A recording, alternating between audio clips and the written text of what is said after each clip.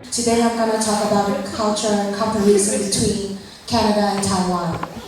And this half, and right here you can see, yeah, they love camping and they love fishing also. But for Taiwanese, they usually will have their family to eat in the night market if they don't have time to cook at home, and they do shopping. And also some of these movies are, maybe in Taiwan it's not really famous for you guys, but like some movies like You Are the Apple of My Eyes, I don't know the Chinese name much, but like the movies here. We know the artists. It's really famous in my country. It was really famous, and some of my friends, one of my friends, they came here to study just because of the film. Indigenous Australians, that we call Aboriginals, have been in Australia for over 65,000 years. They're one of the oldest continuous peoples on the planet. There's over 500 different peoples, 500 different groups of Aboriginal people, 500 different languages. Unfortunately, a lot of this has disappeared. So there was many Chinese arrived in Australia early on. The joke goes in Australia that every town in Australia has a Chinese restaurant. You probably wouldn't like some of the Chinese. Some of it's not particularly authentic, but you can get some of the most authentic Chinese food in Australia. In Melbourne, the Chinatown there is one of the oldest in the world. The Chinatown in Sydney now is enormous, particularly because of the influx of international students. So for a good 45 years or so, essentially the only new immigrants into Australia were from Europe, and most of those were from Britain and Ireland. But after the war, Australia saw an influx of people from all over the world. After the Second World War, there's a lot of displaced peoples in Europe. Also, Australia needed a workforce to grow the economy. So it really opened up.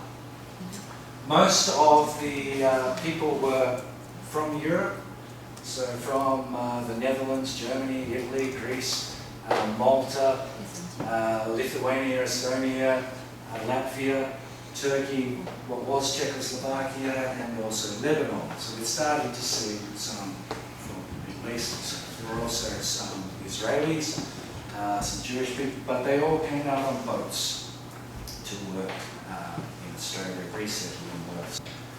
And there are some certain world events that also saw certain groups immigrate to Australia. So the coup in Chile meant that a lot of people escaped Chile and came to Australia. Even more so at the end of the Vietnam War, or what the Vietnamese call the American War. A lot of people escaped Vietnam and the damage that had been done in Cambodia and Laos and came to Australia. So we started to see an influx of particularly Vietnamese culture in Australia. So nowadays,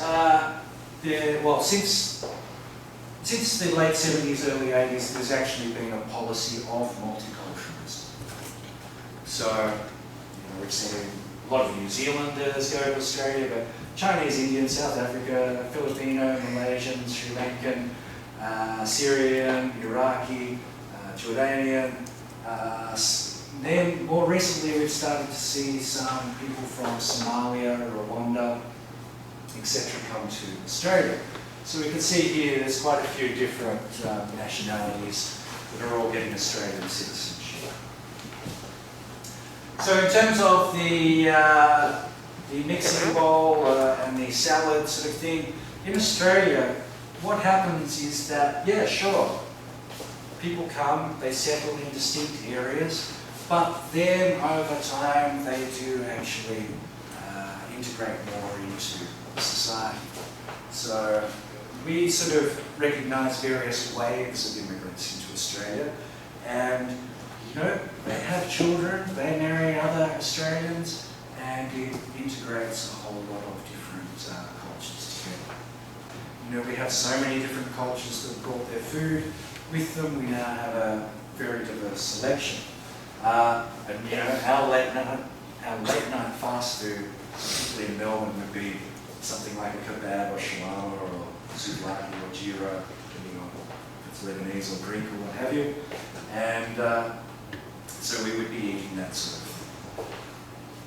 The second most popular type of restaurant in Australia after Chinese restaurants is Thai restaurants. The Indian food is amazing. Of course, we have a whole lot of seafood. In fact, the best seafood in Australia goes straight from Tasmania to Japan, because they earn more money from it there.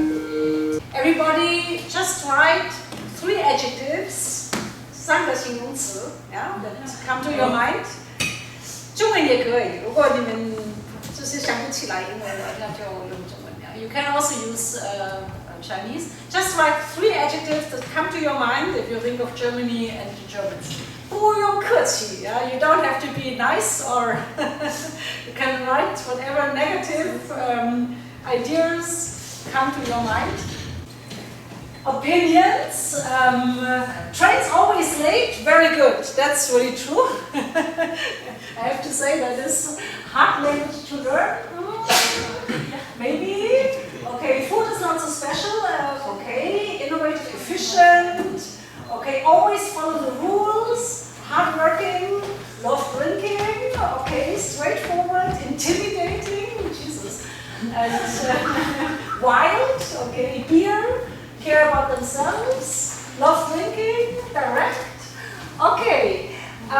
Yeah, that is actually pretty much, like Marcus probably would agree, it's pretty typical, right? The most of the things, pretty typical, yeah. So these are kind of stereotypes. I think whenever I ask people in Taiwan or anywhere, maybe similar things would come up. Yeah? This is just a small Q&A, so do you guys remember how many times the potato showed in the video? They are basically, I think if I had asked a group of students 20 years ago, I think they probably would have said the same. Maybe not trains are late, because at that time the trains were not late in Germany, but other things would have been the same. Beer drinking, hardworking, serious, and so on and so on. So, but nowadays, societies change very quickly. And I'll give you one example. This is about society in mainland China. From headlines from the last 2 weeks. Children, no thanks. It's too expensive in China. Pets and parties is the way to go. Or about Chinese women who celebrate their divorce. They throw divorce parties, happy to get rid of their husbands. Or another thing, that in China now there's a law that children have to visit their parents. Yeah?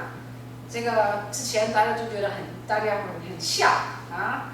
So obviously now the Chinese young people are not so 笑 anymore. So there's a law that forces or that makes sure that the younger generation takes care of their parents. And these things would have been unthinkable in China even 20 years ago when I was working in China.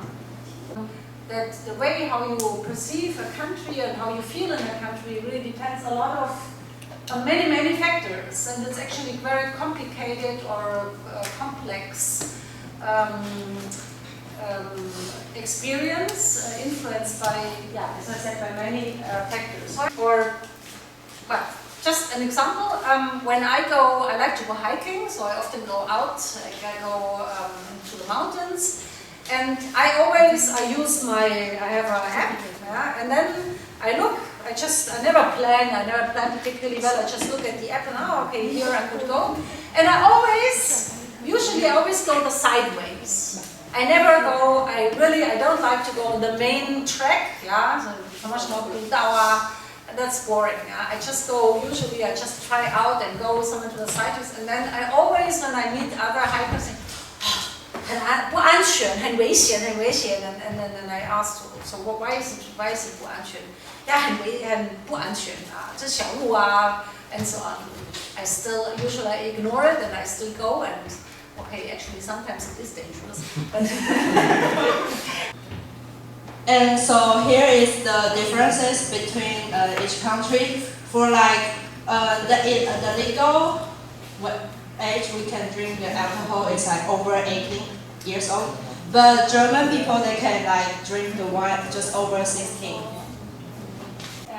辛苦. I think 辛苦 is the word the Taiwanese word that I hear most. 什么什么很辛苦 and it has to be 辛苦 so 佛祖啊不是如果不辛苦就不好 it has to be 辛苦 everybody is 辛苦 and 工作 has to be 辛苦 and this is something I think I just think it's doesn't have to be like that because when of course people ask me where do you come from and then I say 我是台湾人 and then they ask where do you come from they ask again and then I say yeah okay I was born in Germany but then now I'm living in I already have Taiwan nationality and then they ask me often and when do you go back to Germany so that is Because the professor is really like the cultural shock. So I would like to share with you some of the cultural shock I feel when I was here in Taiwan. The dogs are the top priority in Taiwan, I think. And the very surprise is just last few weeks, I was invited to join the dog's birthday party. And I feel like, after coming here, I have a very ridiculous statement that if the next life, 下辈子, if I cannot be a person, I want to be a Taiwanese star. So what about hairstyles? Could someone tell me what do you think of the connection between hairstyles and multiculturalism? Anybody who wrote down hairstyles? In our team, we also have a multicultural team. These are all my colleagues from the previous year, from 2 years ago. They're from Southeast Asia, from America, and Italy here, Vietnamese, Thai, and so on. We also have a German working with us. Me and my Vietnamese co-worker, we went to a German restaurant and met a Swiss, so it's complicated. So, or Manu, and he told me that okay, he likes sweet stuff and dessert as well. So we shared good desserts together. So what I'm trying to say that a multicultural team can be very interesting. You're meeting a new friend potentially, and you are engaging and getting to know a new culture. Not only from the food, but even how they speak, the words they use, how they curse, how they 骂脏话, But I want to be respectful to the Indian people when they talk about food or when they offer me some Indian food, something like that. There must be people from certain countries that you don't necessarily like, you enjoy meeting, or you simply just dislike that culture, something like that. But try to be respectful. And then be yourself.